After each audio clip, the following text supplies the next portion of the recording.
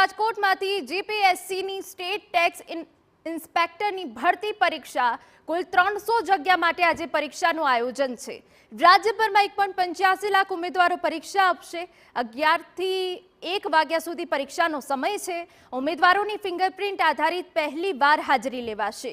રાજકોટમાં 41 કેન્દ્રોના 9688 ઉમેદવારોની પરીક્ષા।